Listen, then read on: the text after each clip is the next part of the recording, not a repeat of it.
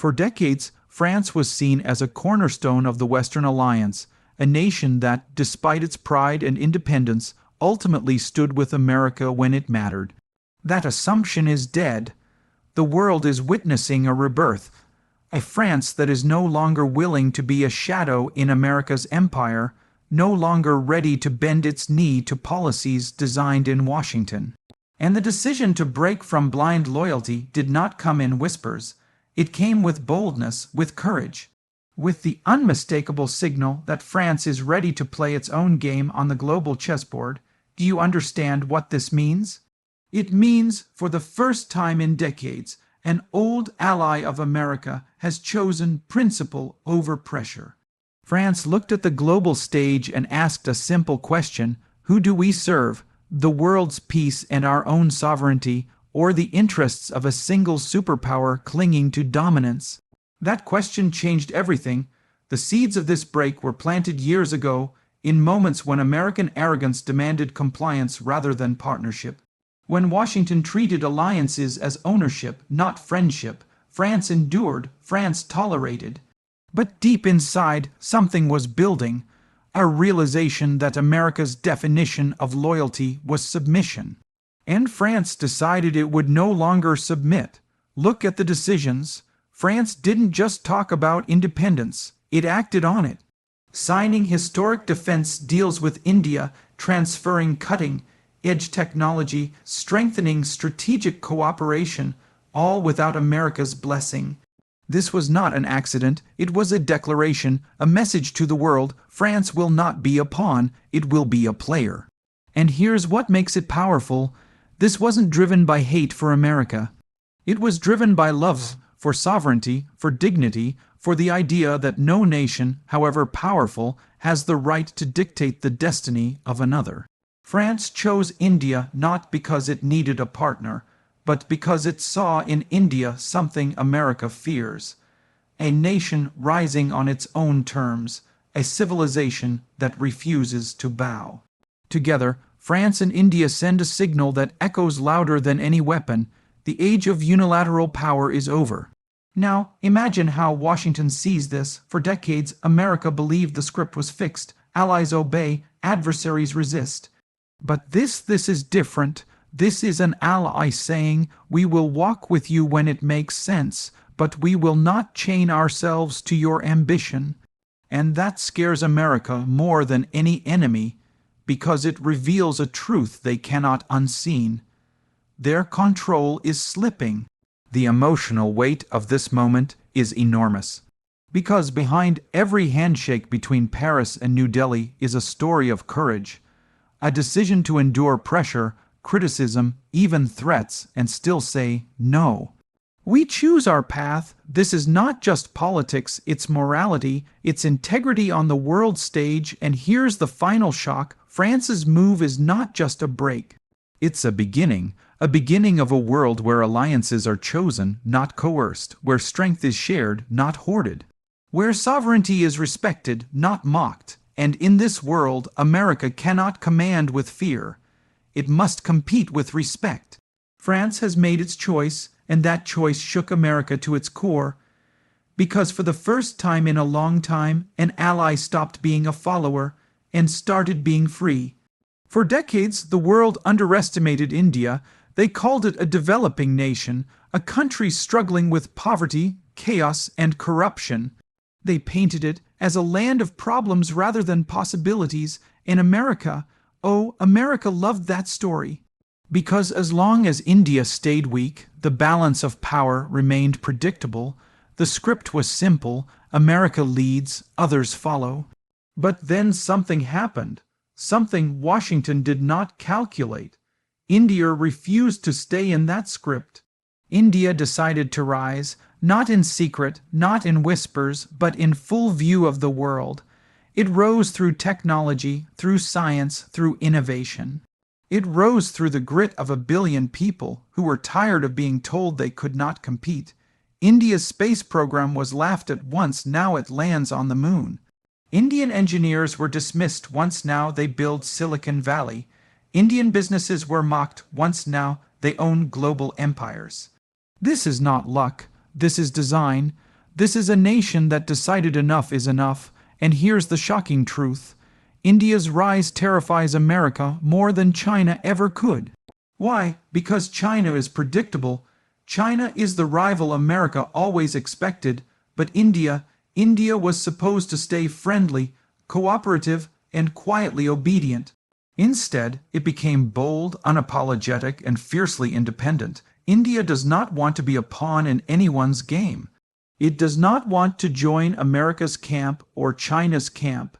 It wants its own camp, its own voice, its own power. And that shakes the very foundation of American dominance. Look at the numbers. India is now the fifth largest economy in the world, on its way to becoming the third.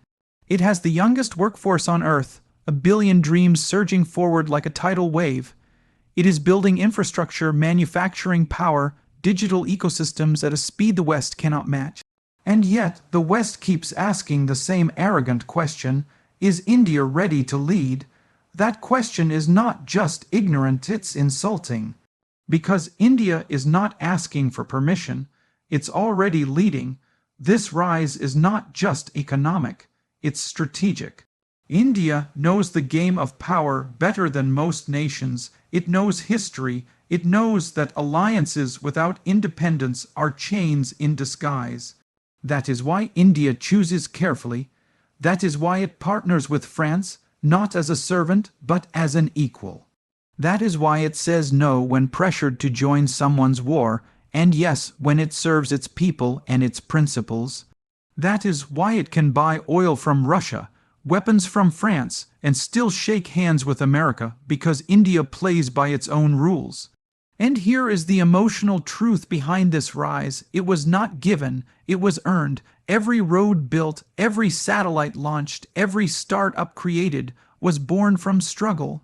From a people who refused to quit, a people who faced colonization, partition, poverty, and still stood up and said, "We will not die on our knees. We will stand." That spirit cannot be defeated. It cannot be contained. America sees this, and it feels something it has not felt in a long time, uncertainty. Because for the first time, it realizes there is a nation that it cannot control with sanctions, cannot lecture with arrogance, cannot silence with threats. A nation that will listen, but never obey, a nation that will talk, but never kneel. India's rise is not coming. It is here, and the world must learn this simple truth. You can ignore many things, but you cannot ignore 1 billion people who have decided to win. When a nation buys weapons, it's not just a transaction, it's a declaration. Every defense deal carries a message, a signal, a statement of where power truly lies. And the deals between India and France, they are not just about aircraft or submarines. They are about rewriting the global order. They are about telling America, loud and clear, the monopoly is over. Look at the Rafale deal. The entire world watched when India signed that agreement. Those fighter jets were not just machines of war, they were symbols of independence. For decades, Washington expected India to come knocking on its door for weapons, for technology, for approval. But India didn't knock. It walked past. It went to Paris. It shook hands with a partner that treats it with respect, not as a subordinate. Why does this matter? Because weapons are trust, weapons are technology, and technology is power. When France agreed to share its most advanced systems with India, it was not a casual sale. It was a statement that France sees India not as a customer, but as an equal force in the future of global security. That kind of trust changes everything. It builds bridges that no American pressure can break. But it didn't stop there. Look at naval cooperation, submarines, aircraft carriers, joint patrols in the Indo-Pacific. Do you know what that means? It means France and India are securing one of the most contested regions in the world, together, without waiting for Washington's permission. It means Europe is no longer looking only across the Atlantic for security. It is looking toward the Indian Ocean, toward Asia, toward a new center of gravity in global power. And here's the shocking part. America knows it cannot stop this. It can threaten, it can pressure, It can whisper warnings in the ears of its allies, but it cannot undo what is happening. Because this is not just about weapons, it's about values. France and India share something that America struggles with, a deep respect for sovereignty. They don't want to control each other. They don't want to dictate policies. They want to build strength without chains. Now think about what this means for the old world order. For decades, America dictated who buys from whom, who allies with whom. It enforced its dominance through arms, through technology, through control. But these new defense deals break that chain. They show that a nation can rise without bending to Washington's will. They show that you can build power without pledging obedience. And the emotional core of this shift, its dignity. For too long, countries were treated like clients, not partners. For too long, the idea of security meant dependency, but now nations like India are saying, we will protect ourselves. We will choose our allies. We will not live under anyone's shadow. That spirit is contagious. It inspires others. It creates a ripple effect that changes the map of power. The Rafale in Indian skies are more than jets. The submarines patrolling the deep seas are more than steel.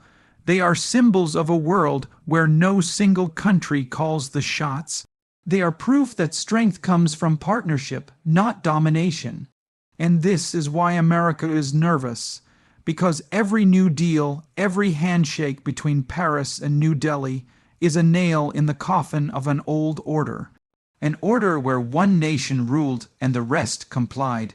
That world is dying, and the birth of the new one began with deals that America could not control. Power is not just about armies. It is not just about money. Power is about control, the ability to shape decisions beyond your borders, the ability to make other nations follow your lead without question. For decades, America had that control. It didn't need to conquer countries. It controlled them through influence, through alliances, through dependency. But now that control is slipping, and nothing frightens America more than the sight of its allies walking away. For 70 years, Washington lived with the comfort of certainty. Europe was loyal, NATO was obedient. Asia was divided. Every time a crisis erupted, America called the shots, and everyone else fell in line. That world is over. The cracks are everywhere. France, a core NATO power, is making moves without asking permission. Germany is questioning American energy policies. The Middle East is buying weapons from Russia and China. And India, the rising giant, has refused to be anybody's pawn. America is waking up to a nightmare it never expected, a world where allies act like sovereign nations. You can feel the fear in Washington's actions. Look at the pressure campaigns. Look at the speeches about shared values. Look at the threats hidden behind diplomatic smiles. Why do they do this? Because they know influence is evaporating. When France signs a defense pact with India without consulting the White House, it's not just a deal, it's a message. We don't need your permission anymore. When India buys oil from Russia despite American sanctions, it's another message. We will do what is best for us, not what is best for you. These messages are piling up like thunderclouds over the old empire of influence. And here is what makes this fear so raw. America is not just losing control over rivals. It is losing control over friends. Friends who were once unquestioning, who once believed in the American dream of leadership, are now carving their own paths. The illusion of control has shattered. For decades, America believed loyalty was forever, but loyalty bought with dominance is fragile. The moment an ally sees an alternative, a chance for independence, it will take it. That moment is here. This fear is not just political, it is existential, because America's entire global strategy was built on one assumption: we lead, they follow. But if that assumption dies, America's power structure collapses. If allies stop following, America is just another nation, wealthy, strong, but not supreme. And that is the greatest fear of all, the end of supremacy. Watch how this fear translates into behavior. America lectures countries about democracy while courting dictators it needs. It talks about freedom while punishing nations for making sovereign choices. It warns about authoritarianism while forcing compliance through sanctions. This is not strength. This is panic disguised as principle. It is the desperate attempt of a superpower to keep a grip on a world that is slipping away. But here is the truth America cannot escape. Fear cannot hold an ally forever. Respect can, equality can. But fear only works until courage shows up, and courage is rising in Paris, in New Delhi, in capitals across the globe. Nations are no longer afraid of American anger. They are tired of being told what to do. They are tired of living in a world where one nation writes the rules for all. This is why America feels cornered. Not because enemies are growing stronger, but because friends are becoming free. And that freedom, the freedom of sovereign nations to choose their path, is something America cannot control. Not anymore. For almost a century, the global map of power looked like a pyramid, with America sitting at the top, dictating the flow of money, weapons, and influence. Every major decision, whether it was war or peace, trade or technology, passed through Washington. That era is dying. Slowly at first, then suddenly, the world is shifting from a pyramid to a circle. A multipolar world is being born, and the age of American monopoly is ending before our eyes.